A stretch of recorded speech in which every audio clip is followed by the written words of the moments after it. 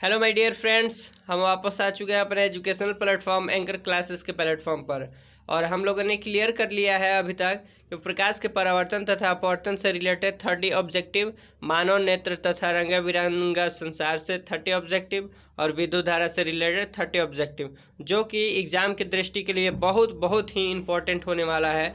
और इस बार दावा किया जा रहा है कि इस बार 2021 में जो भी एग्ज़ाम होने वाले हैं इसमें ऑब्जेक्टिव की संख्या बहुत ज़्यादा होने वाली है, 70% होने वाली है। इसका नोटिफिकेशन अभी क्लियर नहीं हुआ है, तो मैं ज़्यादा क्वेश्चन पहले ऑब्जेक्टिव से रिलेटेड कोशिश कराऊंगा। और सभी ऑल जितने भी सब्जेक्ट होते हैं, 5 सब्जेक्ट होते हैं इंपॉर्टेंट बोर्ड के एग्ज़ाम के लिए, तो उन सभी से मैं रिलेटेड इंपॉर्टेंट ऑब्जेक्टिव को सॉल्व कराऊंगा, आपसे प्रैक्टिस कराऊंगा। इसके बाद सब्जेक्टिव के नज़रिए से हम बारी बारी से सभी क्वेश्चन को देखेंगे चैप्टर वाइज। तो हम लोगों ने सीरियल नंबर 1, 2, 3 को ख़त्म करके आज हम सॉल्व करेंगे विद्युत धारा के चुंबकीय प्रभाव से इंपॉर्टेंट ऑब्जेक्टिव। तो चलिए बिना देर गवाए क्लास को शुरू करते हैं। और आपने हमारे चैनल को सब्सक्राइब नहीं किया है तो सब्सक्राइब कर लीजिए, ताकि ऐसा ही इंपॉर्टेंट ऑब्जेक्टिव का नोटिफिकेशन आपको समय पर मिलती रहे तथा बोर्ड से रिलेटेड जानकारी आपको मिलती रहे।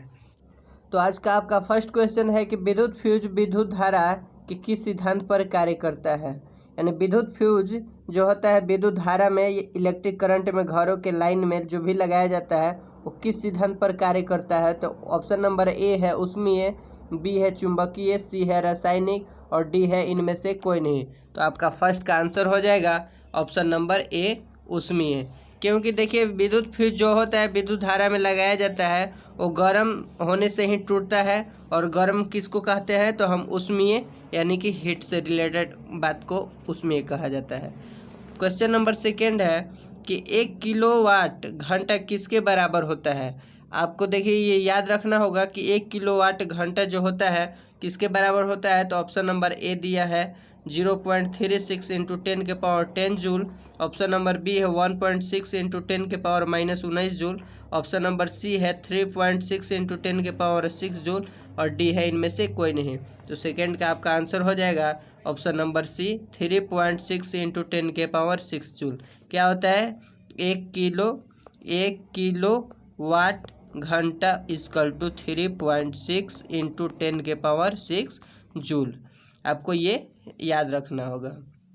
थर्ड क्वेश्चन है कि विद्युत घंटी किस प्रभाव पर कार्य करती है। विद्युत जो घंटी होती है वो किस सिद्धांत पर कार्य करती है। तो ऑप्शन नंबर ए है ऊष्मीय प्रभाव, बी है रासायनिक प्रभाव, सी है चुंबकीय प्रभाव और लास्ट ऑप्शन है इनमें से कोई नहीं। आपका थर्ड का आंसर हो जाएगा ऑप्शन नंबर सी चुंबकीय प्रभाव। क्योंकि देखिए विद्युत में इलेक्ट्रिक भी, जब इलेक्ट्रिक का प्रवाह होता है, विद्युत का प्रवाह होता है तो उसमें चुंबकीय क्षेत्र उत्पन्न हो जाता है और उसी के वजह से ये विद्युत घटित कार्य करता है।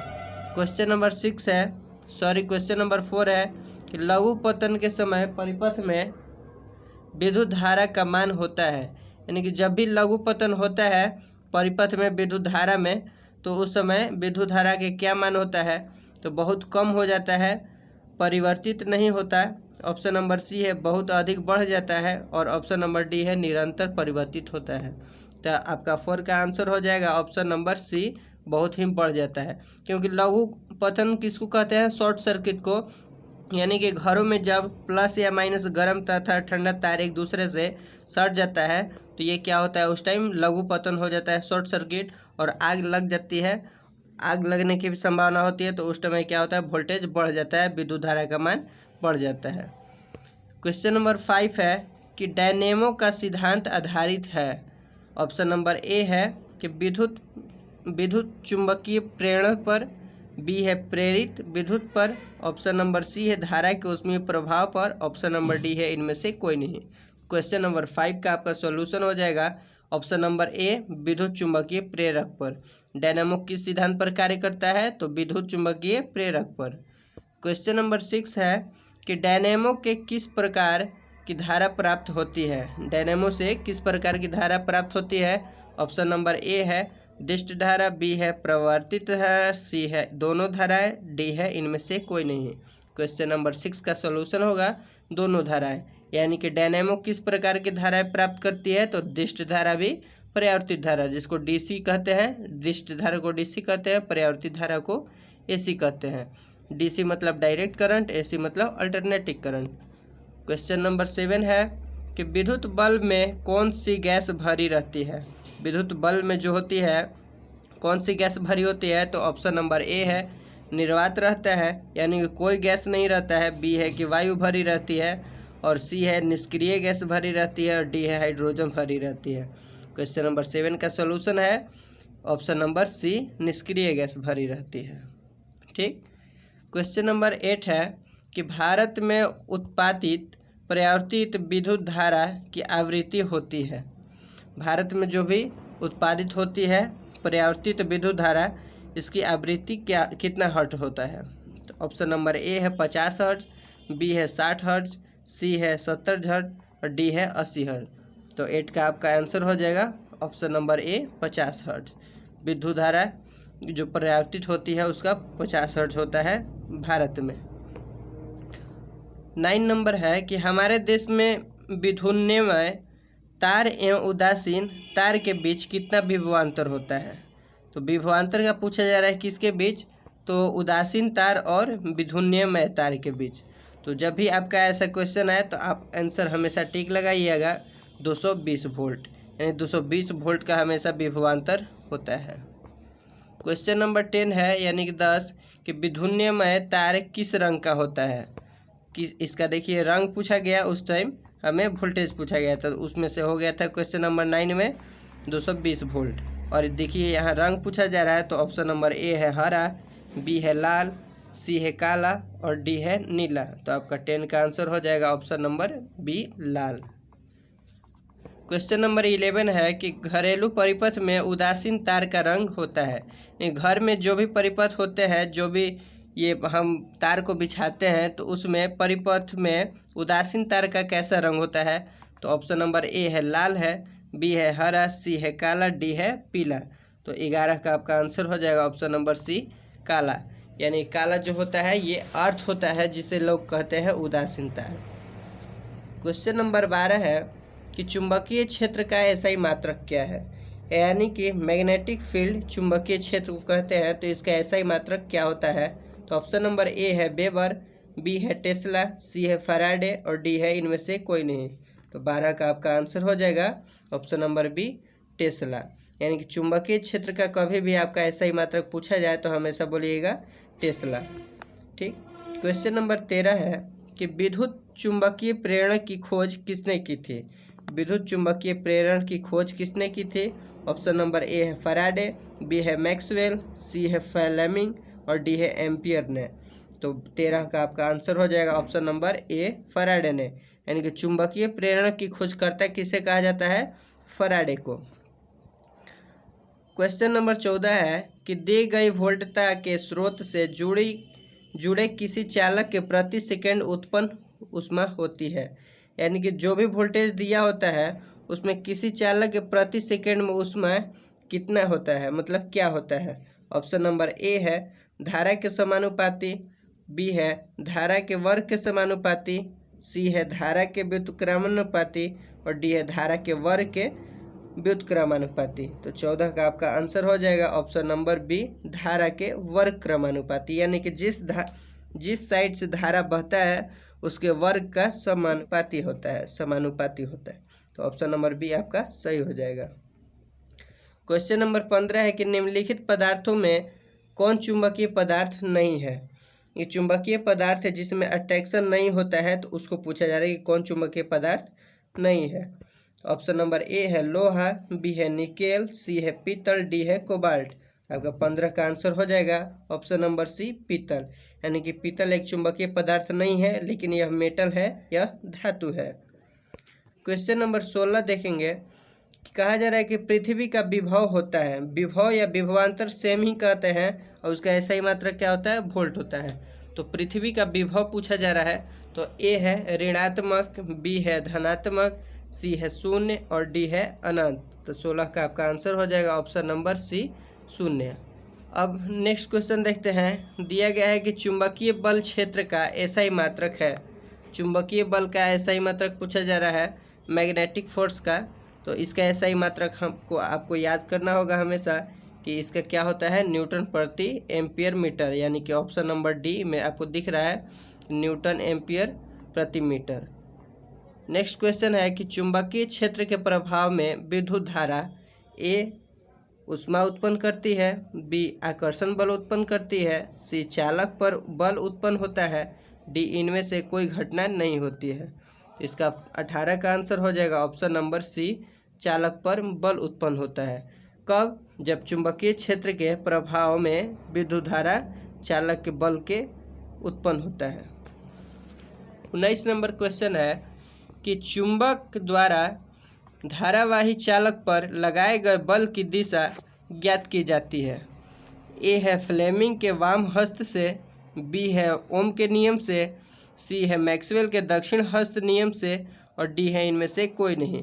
तो मैं आशा करता हूं कि आप पहले ही सभी नियमों को पढ़ चुके होंगे। तो आपका 19 का आंसर हो जाएगा ऑप्शन नंबर ए, फ्लेमिंग के वाम हस्त के नियम से क्या चुंबकीय धारावाहक चालक के बल की दिशा प्राप्त होती है।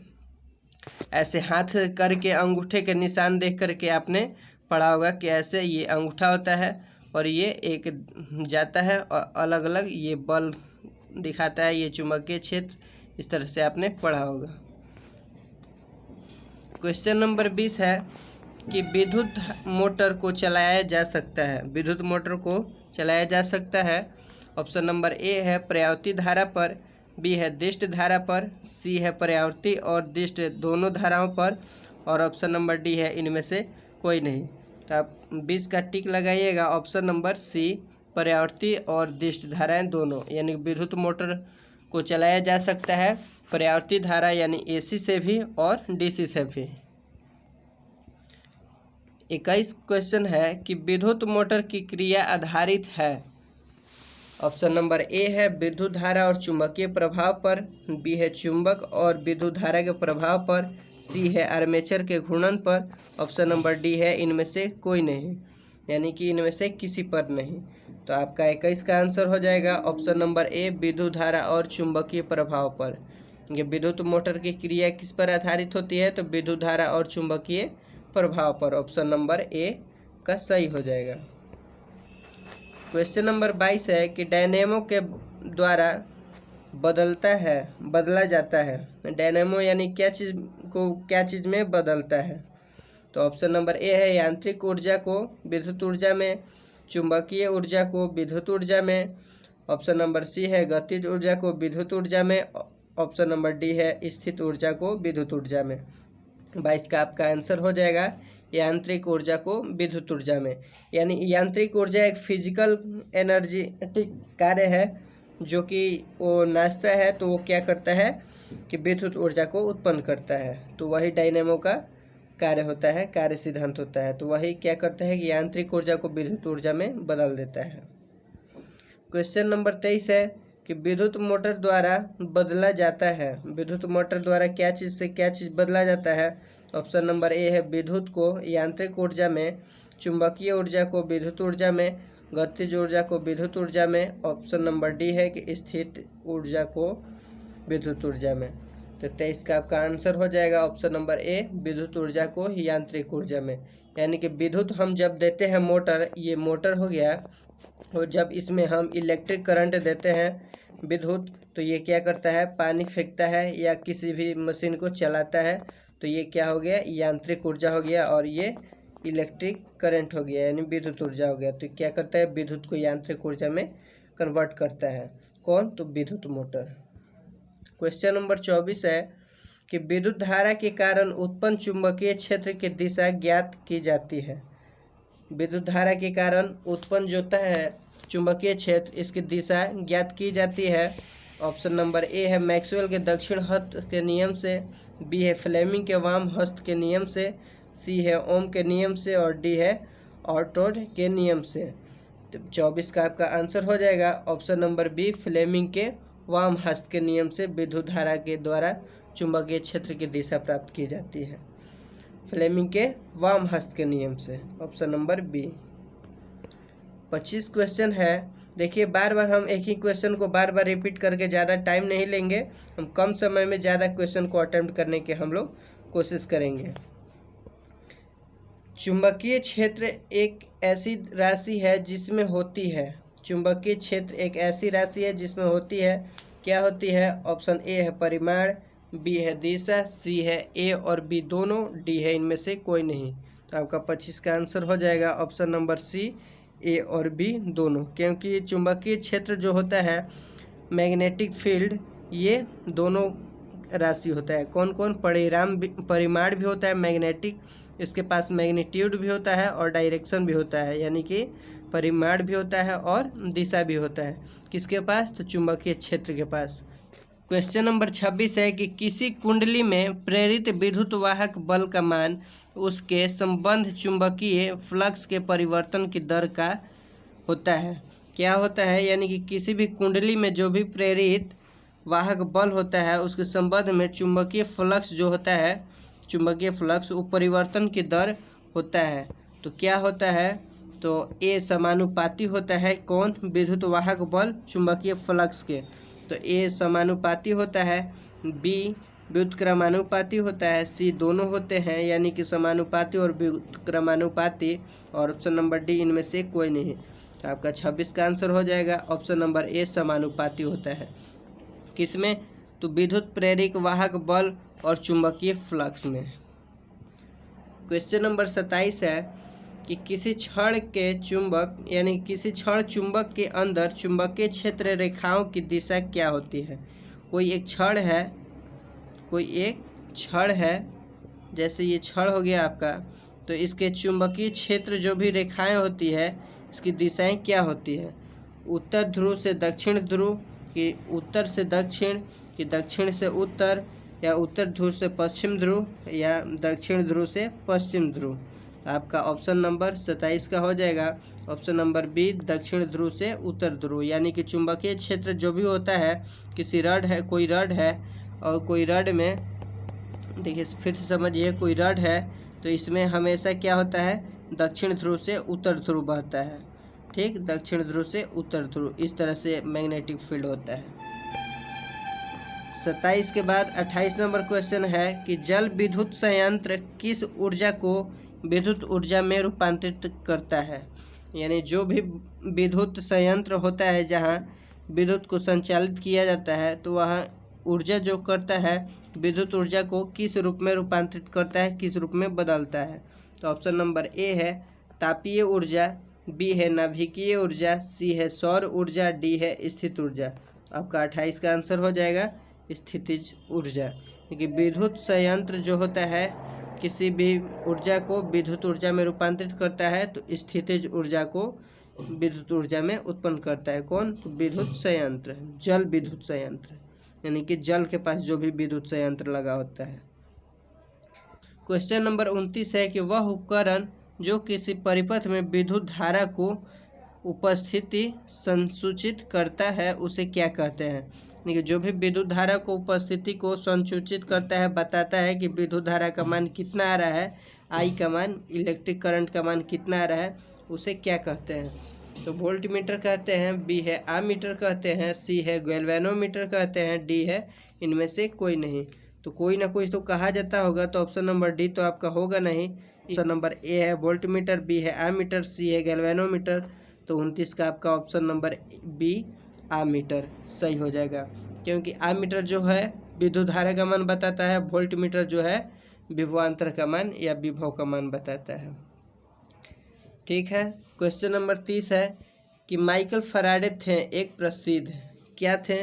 खगोल शास्त्री, भौतिकी शास्त्री, सी है रसायन शास्त्री या भू वैज्ञानिक। यानी कि माइकल फैराडे के बारे में यदि आप पढ़े होंगे तो आपको मालूम होगा कि माइकल फैराडे जो थे एक भौतिकी शास्त्री थे। तो ऑप्शन नंबर बी सही हो जाएगा। मैं आशा करता हूं कि आपको सारे क्वेश्चन समझ में आ रहे होंगे।